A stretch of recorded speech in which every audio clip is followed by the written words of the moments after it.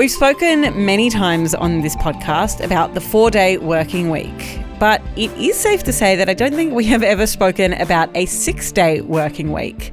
Well, a 6-day working week is the reality that some Greek workers are facing now after the country's parliament passed a new labour law that adds an extra 8 hours to the working week, and that is for some industries. It's an attempt to address Greece's shrinking population and skills shortage.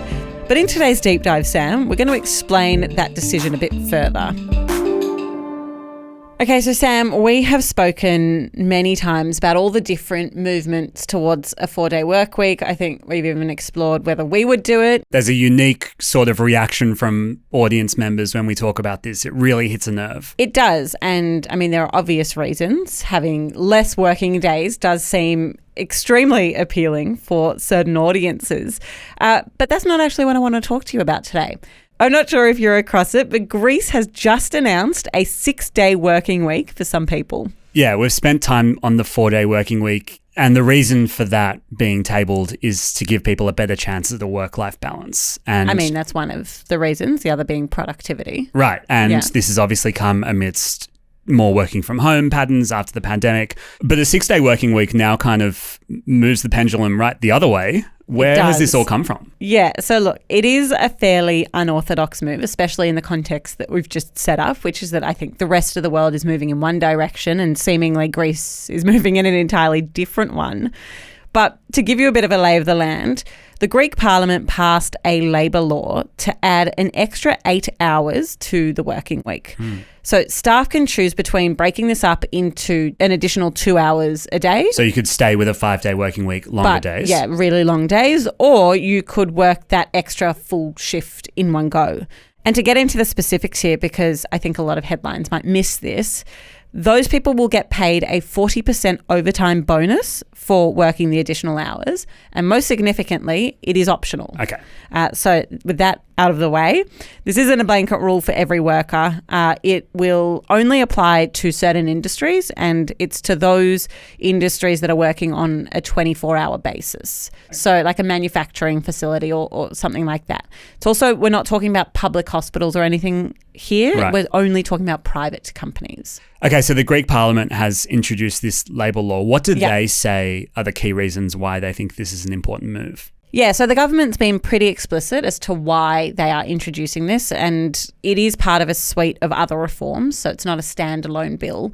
But this reform has mainly come about because of an issue with the Greek economy. So essentially what's happening is that there are lots and lots of well-educated young Greek people who are leaving the country to work elsewhere. Interesting. And on the kind of doorstep of Europe, you've got a lot of options. You've got many options. And the result of that, as you would expect, is that there is a gap in productivity. We know that young workers, and specifically ones in skilled labour, would be contributing a lot to the economy. And yet here we have this gap that's emerged with this kind of mass exodus of young Greek people. That's alongside declining birth rates. And the Greek Prime Minister has called all of this a bit of a ticking time bomb and a national threat. And this is on top of an economy that wasn't particularly strong to start with over the last 10 years, right? Yeah, exactly. So Greece has had a fairly tumultuous economic narrative emerge over the last decade or so. It has faced extremely dire economic conditions, experiencing what we call a debt crisis.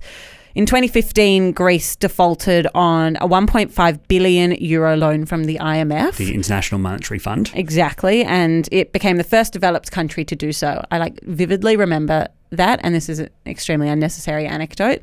But I remember because I had just finished school and was traveling for a month and was in Greece. And it was at the time where you couldn't take out any money from any ATMs. The empty ATMs. Exactly. And so I had just a bit of cash in my suitcase that I had to keep on me at all times. And it was a really strange time. Yeah, that was a really defining moment for the country. And it was kind of eliciting images that we associate with something like a Great Depression.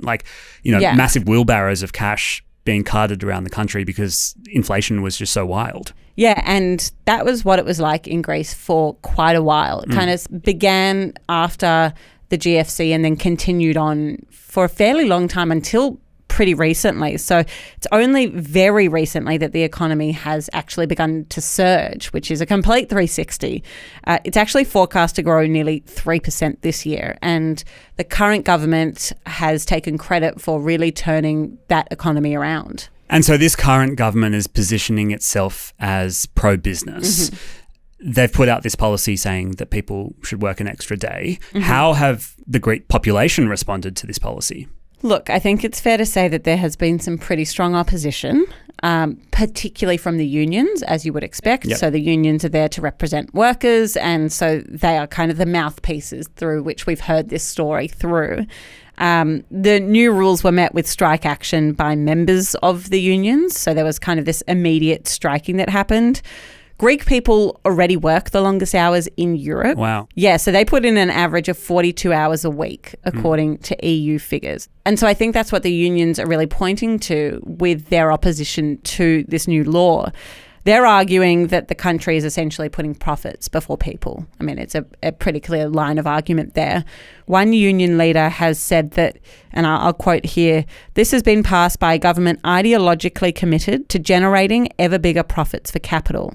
He said, "Better productivity comes with better work conditions, a better quality of life for employees, and that we know is about less hours, not more." And that's kind of the 4-day workweek argument. Exactly. And so he is saying there that they are trying to increase productivity with this move. They're trying to stimulate more action in the economy. They're trying to do all these things, but the unions are firmly of the belief that this will have the opposite effect. And I think that there is also this argument that if the exodus is of young workers, these young workers can look anywhere else in the world and see that they have more options, more flexibility. And I can imagine that there is a fear that this might further alienate those young Greek workers rather than do the opposite. And are the government using any examples from Europe, but even from around the world, in driving this policy forward? No, I mean, as I've said, it is a fairly unorthodox move here. So we've kind of seen the opposite, as I've insinuated. We've seen companies and some levels of government in Germany, in France, the UK, Spain and Iceland. They've all continued to experiment with what a flexible hybrid workplace looks like, as well as these models for a 4-day work week. There were these results from a UK trial of 61 companies that showed the shorter work week improved productivity, morale and team culture. It even had employee health outcomes increase as a result. Here in Australia, we've spoken about it, I believe, on the pod before. An ACT parliamentary committee has recommended a 4-day work week trial for the public service sector.